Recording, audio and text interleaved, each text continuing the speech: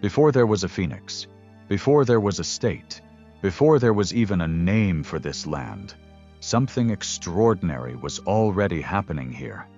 12,000 years ago, humans were walking through what is now southern Arizona hunting animals that no longer exist on Earth.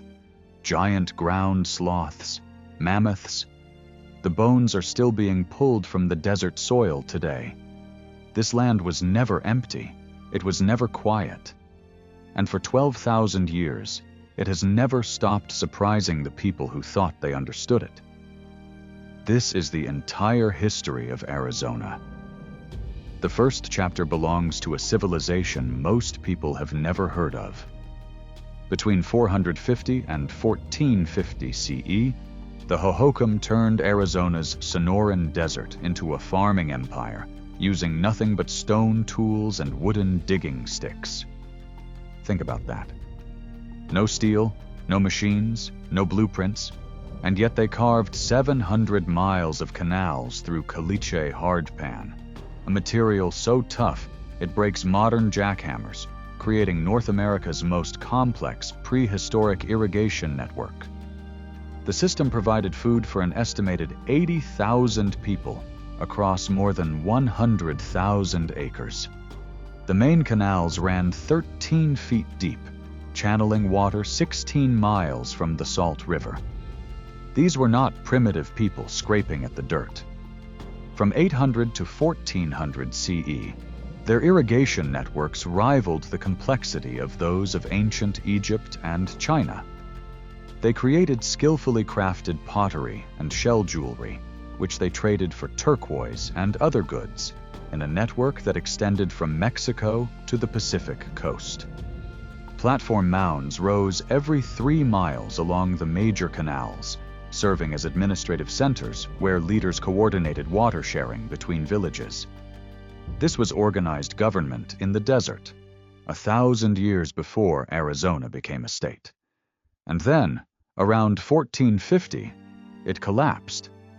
When they abandoned the area, they left behind ruins, rock art, and canals distributed over 27,000 square miles. No mass graves, no decisive battle. The most likely explanation is repeated flooding in the mid-1300s that destroyed canal headgates, combined with drought that starved the fields. Hohokam is derived from the Akimel Ooram word for those who have gone, or all used up. The name itself is the eulogy. Here is the twist. Today, central Arizona's major canal system follows those same ancient routes. Phoenix runs on channels first dug before Columbus was born. The next arrivals came from a different direction entirely. The earliest documented Spanish activity in southern Arizona was the 1539 expedition headed by Fray Marcos de Niza, searching for the fabled 7 cities of Cibola. He was chasing a legend of cities paved with gold. He found nothing of the sort. But the rumor sent Francisco Vázquez de Coronado north the following year with 300 soldiers, crossing Arizona in full armor through 110-degree heat, also returning empty-handed. Spain spent nearly 150 years not quite knowing what to do with this land. Then came a Jesuit priest on horseback who changed everything. Father Eusebio Francisco Quino was appointed missionary to the Pimas in 1687. He spent the next 24 years crisscrossing the Sonoran Desert on horseback, mapping rivers, establishing missions, and introducing cattle, wheat, and new crops to indigenous communities. He traveled over 50,000 square miles of desert territory on horseback. His presence dramatically changed indigenous lifeways as Spaniards introduced livestock and new crops, but also inadvertently new diseases that decimated many native communities. The missions he built were not just churches. They were the beginning of permanent European settlement in Arizona. The Spanish tried to hold on. They established the Presidio at Tucson in 1775.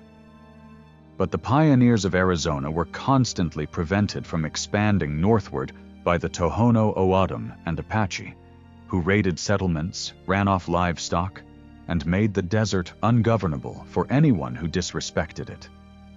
Then, in 1821, Mexico won its independence from Spain, and Arizona changed hands without a single battle on its own soil. The revolution had destroyed the colonial silver mining industry and bankrupted the national treasury. Along the northern frontier, funds that had supported missions, presidios, and Apache peace camps nearly disappeared. The Apaches resumed raiding. The missions withered. Arizona in the 1820s was a borderland that neither Spain nor Mexico had ever truly controlled. The United States came next, and it came fast. In 1846, the Mexican-American War began. In the Treaty of Guadalupe Hidalgo, in 1848, Mexico ceded much of this territory to the United States. The southern strip, including Tucson and the land needed for a railroad route to California, was purchased 5 years later in the Gadsden Purchase of 1853. Arizona had just been bought and sold twice in a decade by countries who had never asked the people living there what they wanted. The territory of Arizona was officially established in 1863. But first, there was a reckoning.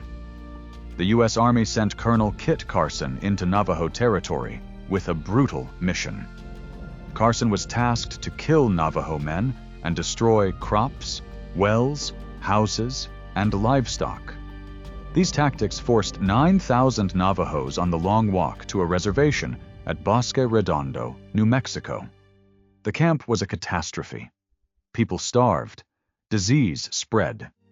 In 1868, the Navajos signed a treaty and were allowed to return to part of their former territory. They walked home. Some had been gone for 5 years. The Apaches held out longer.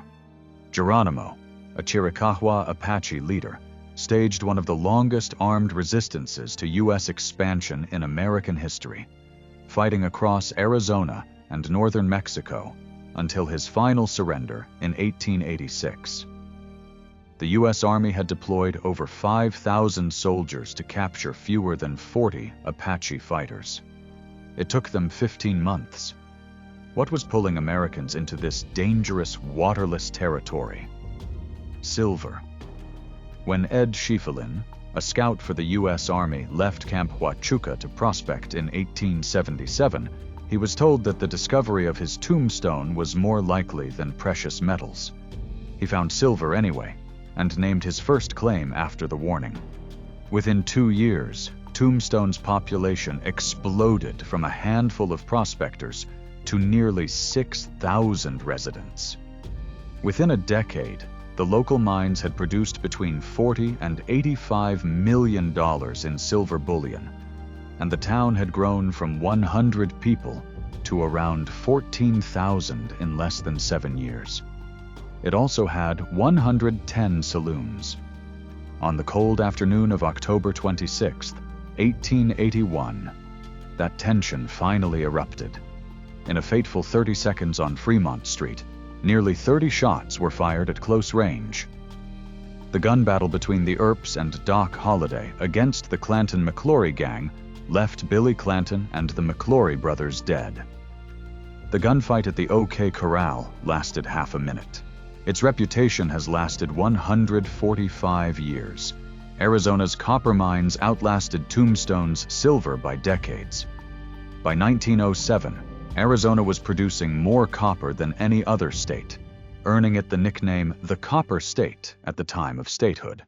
But statehood itself was a battle. Congress resisted Arizona for years, partly because its proposed constitution allowed voters to recall judges, which President Taft called an attack on judicial independence. Arizona removed the provision, got admitted on February 14, 1912, as the 48th and last of the contiguous states, and then immediately voted the provision back in. The 20th century arrived and brought two things that remade Arizona completely: The first was John Wesley Powell's warning, delivered decades earlier, that the West could not support unlimited growth without water management. Nobody listened. Farms and growing cities pumped water from underground aquifers that had accumulated over thousands of years. The second was air conditioning. The window unit, affordable to middle-class families by the late 1950s, made Arizona summers survivable year-round. The population that had stayed at roughly 750,000 people in 1950 climbed past 7 million by the early 21st century. The cotton fields of the Salt River Valley became suburbs. The copper towns became ghost towns. The desert that had defeated empires was paved over in 40 years. Today, the canal system that the ancestral Sonoran desert people built before the time of Christ now helps supply the modern water needs of millions. The saguaro cacti still stand 40 feet tall in the Sonoran heat, arms raised like they are asking a question. The red rock towers of Sedona still turn burning orange at dusk. The Grand Canyon is still a mile deep, still silent at its bottom, still carved by a river that doesn't care about borders, treaties, or civilizations. 12,000 years of people have come to this land and tried to master it.